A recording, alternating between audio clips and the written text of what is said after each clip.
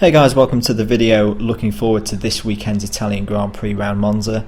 Standard 3 laps, 3 topics system, got a 3-lap race, and I'm going to talk about 3 different things in the world of motorsport. This video concentrating on Formula 1. So we're going to kick off with the rumours that have been doing the rounds lately of, for the second year in a row, potential driver changes at McLaren. If you hadn't heard this story, McLaren are quite publicly evaluating their options for 2015, with the likely change being Jenson Button out for another one of the really big names, the 2 names that have been most linked being Sebastian Vettel and Fernando Alonso, and Fernando Alonso in particular. Alonso's distanced himself from that this week. He's saying he wants to stay at Ferrari. At the moment, I can see why he would want to say that. It would be a massive risk for a driver of the calibre of Alonso who wants to win world championships. It would be a massive risk to go to McLaren at the moment. Not performing great, or not performing to their capability at the moment. You don't know how the Honda engine's going to turn out. So the likelihood is that they will keep Button and Magnussen for next year. The question for me though, and is probably why Button is the one being thought of as the one to drop out, is how long would his new contract be? I think McLaren will want it to be 1 year. Once again, not only drivers outside of McLaren might want to evaluate McLaren after 2015, but McLaren themselves will want to evaluate after 2015. Jenson's not a young driver anymore. He's not got, I'd say, more than 3 years left in him in Formula 1. Jenson will probably want 2 years, but whether he can get that, I think that's going to be a real stumbling block, and it's going to be the main thing that they're going to barter over for a new contract. There's also been talk that they might bring Stoffel Vandoorne in. I just wanted to make a comment on that.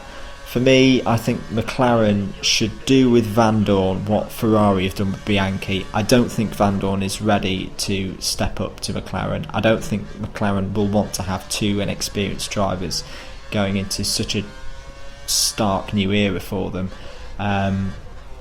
So yeah, especially if, say, Bianchi moves on and moves up the grid, is there potential there that Vandoorne could step in at Marussia? Tell me what you think in the comments below.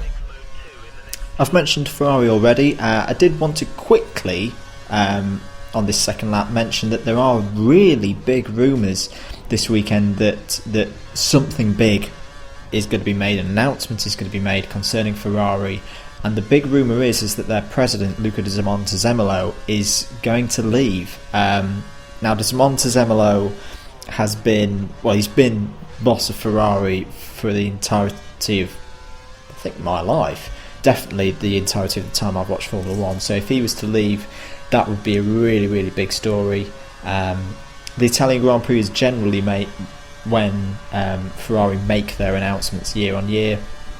But yeah, keep your eyes peeled for that this weekend. That could be a really big story, not just for Ferrari, but for F1 in general. De Montezemolo being such a big political figure in the sport. Now on to the last lap and my prediction for the weekend.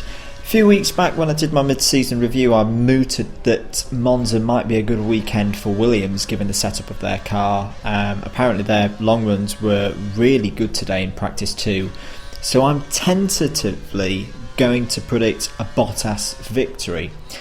I say tentatively because a couple of teams I think have really stepped up this weekend, or the Monza circuit with the lesser need for sheer aero grip could play into their hands, and that's Ferrari and McLaren. McLaren especially have seemed to have really got some good pace in practice on Friday.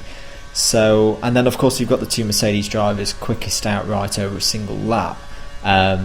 So I think it could be a real ding-dong battle for the victory, and definitely a ding-dong battle for the podium. So my prediction for the weekend is going to be a Bottas victory, Alonso second, Hamilton third.